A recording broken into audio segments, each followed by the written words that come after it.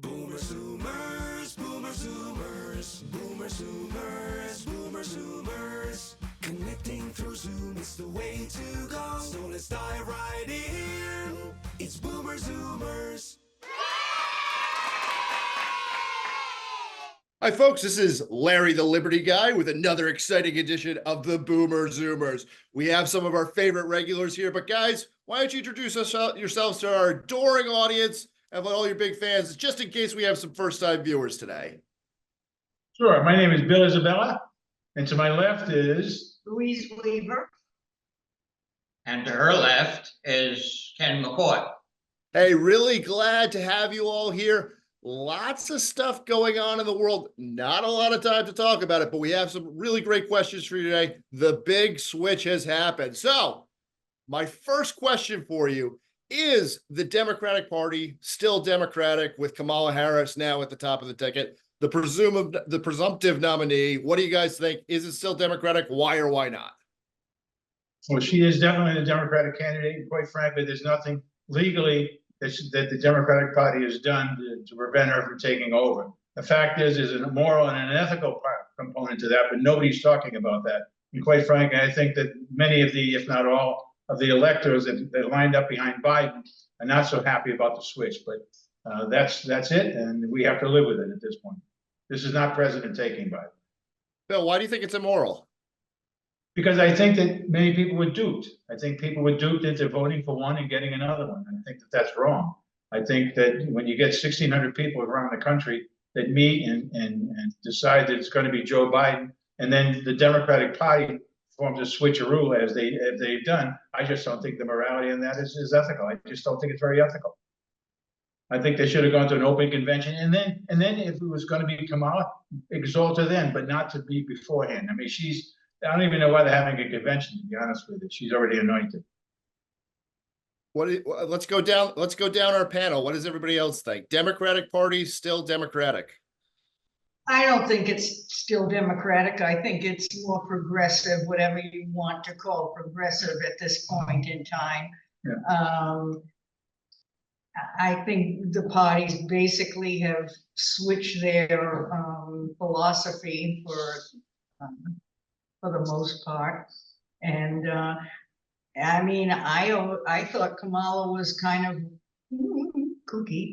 And then there's been an amazing switch, and people just haven't been watching. I mean, they've manufactured someone who presents herself physically well, smiles, and says everything and in the correct way. And I'm afraid because, you know, I thought she just didn't have it at all. And now she's got a very good shot, in my opinion, for people who just catch a glimpse of a professional looking woman.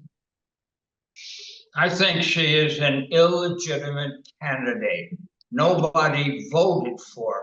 This is supposed to be a country of the people, by the people, for the people, and none of the people voted for her.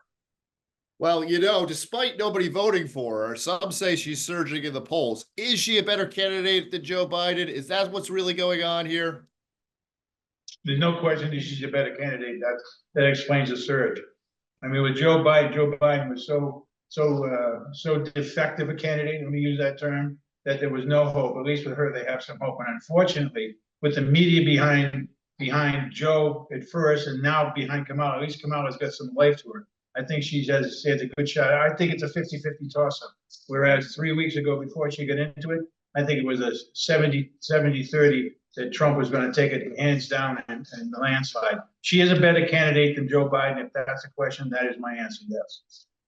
Lou, Yes, absolutely. I mean, he has been not what he was for a very long time, and we have known it. And as far as that, you know, debate, everyone's saying, well, this is the first time we've seen it.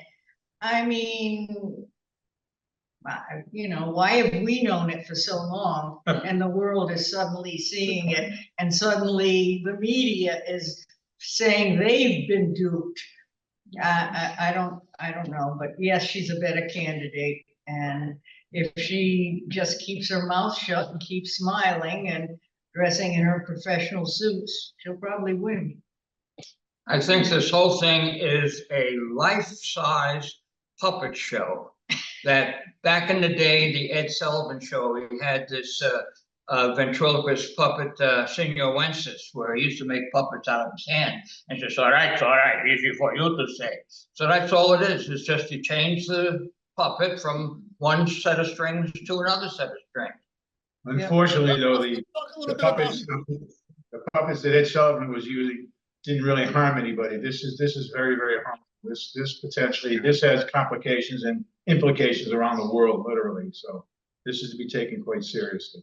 Let's talk for our final question about who might be pulling the strings on all this.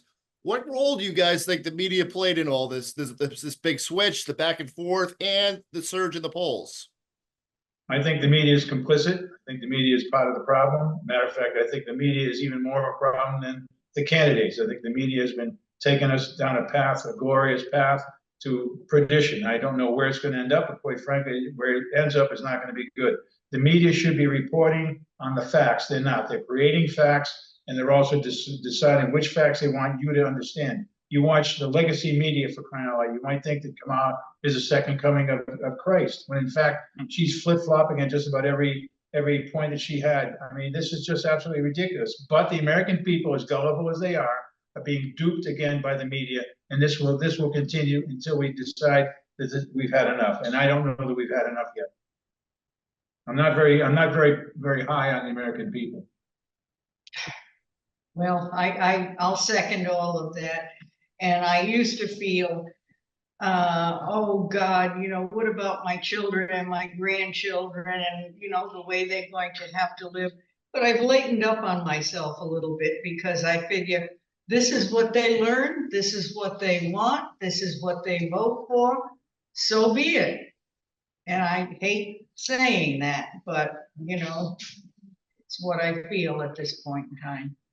Yeah, the media, they are not journalists. If they were real journalists, we'd be asking questions and getting answers. Instead, it becomes a propaganda machine. Well, there you go. There you go, folks. Lots happening right now. Lots going on. There's going to be a lot more conventions coming up. There's going to be a lot of news to watch, and we're going to be right here on the Ocean State Card. Big thank you to the Boomers Zoomers for this. And this has been Larry the Liberty Guy for In the Dugout. See you next game.